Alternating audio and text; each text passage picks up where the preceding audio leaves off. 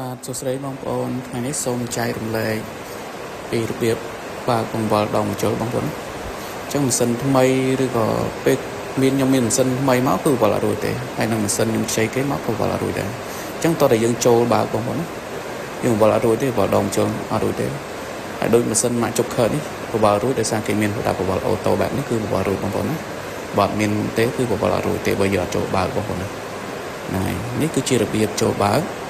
ចាំបងប្អូនមើលតាមវីដេអូនេះគឺរបៀបចូលបើកបងប្អូនបើសិនជាបងប្អូនជួបប្រទះដូចខ្ញុំដែលបង្វិលអត់រួចគឺបងប្អូនអាចចូលទៅបើកបែបនេះបានហ្នឹងហើយបងប្អូនអាចចូលបើកបែបនេះបានហ្នឹងហើយចូលបើកមកដាក់សឺអាហ្នឹងបើចិនដាក់សឺខ្ញុំចេះតិចតួចអញ្ចឹងបងប្អូនសេវមកសេវឲ្យថយមកវិញមកគឺបងប្អូនអាចបង្វិលបានហើយបើសិនជាយើងអត់ចុចបើកអញ្ចឹងគឺបង្វិលអត់រួចទេបង្វិលអត់រួចទេតោះតែយើងបិទភ្លើងមិនបង្វិលរួចតែពេលដែលយើងបិទភ្លើងតម្លាក់ជើងទៀតបានទេបងប្អូនណាហ្នឹងហើយអញ្ចឹងបើយើងបើកហើយបែបនេះគឺបង្វិលរួចជើងងាយស្រួលក្នុងការថ្លឹងងាយស្រួលក្នុងការសេវពុំ